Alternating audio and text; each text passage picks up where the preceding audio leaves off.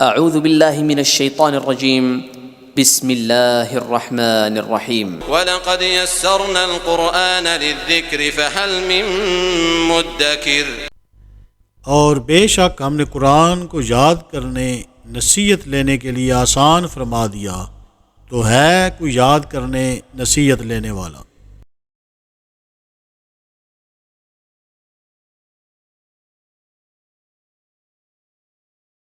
حضرت شقیق رضی اللہ تعالیٰ عنہ بن سلمہ، کنیت ان کی ابو وائل اسدی ہے۔ انہوں نے نبی اکرم صلی اللہ علیہ وآلہ وسلم کو دیکھا تھا، مگر آپ صلی اللہ علیہ وآلہ وسلم سے کچھ سنا نہیں۔ حضرت عبداللہ بن مسعود رضی اللہ تعالیٰ عنہ کے شاگرد ہیں۔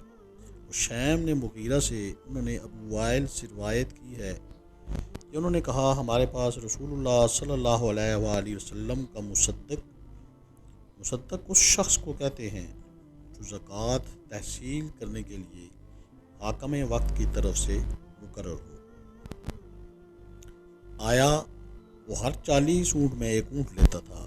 میں اس کے پاس اپنا مینڈا لے آیا اور میں نے کہا کہ اس کی زکوٰۃ لے لو۔ اس نے کہا، اس پر زکوٰۃ واجب نہیں ہے۔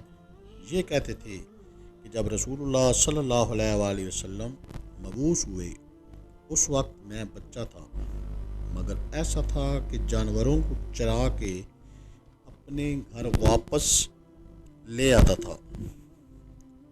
اور عاصم نے ابو وائل سے روایت کی ہے کہ وہ کہتے تھے، میں اپنے گھر کے اونٹوں کو چرا رہا تھا، کچھ سواروں کا میری طرف گزر ہوا، میرے اونٹ بھڑک کر بھاگے۔ ان سواروں میں سے ایک شخص نے کہا کہ تم لوگوں نے اس لڑکے کے اونٹوں کو بھگا دیا ہے، اس کے اونٹوں کو اس کے پاس لے آؤ۔ چنانچہ وہ لوگ میرے اونٹوں کو لے آئے۔ میں نے ان میں سے کسی سے پوچھا کہ یہ کون ہیں؟ جنہوں نے کہا کہ اس لڑکے کے اونٹوں کو اس کے پاس لے آؤ۔ اس شخص نے کہا، یہ رسول خدا صلی اللہ علیہ وآلہ وسلم تھے۔ یہ حدیث اسی طرح مروی ہے مگر صحیح نہیں ہے۔ ان کی وفات 99 ہجری میں ہوئی۔ انہوں نے نرکل بانس کا ایک چھپر بنا لیا تھا، اسی میں یہ اور ان کے جانور رہتے تھے۔ جب کسی جہاد میں جاتے تو اس چھپر کو کھول کے رکھ دیتے، اور جب لوٹتے تو پھر اس کو بنا لیتے۔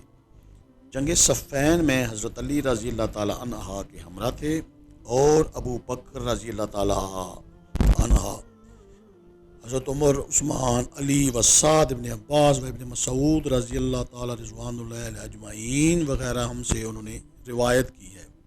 ان سے شعبی، منصور بن معتمر سبعی اور اعمش وغیرہ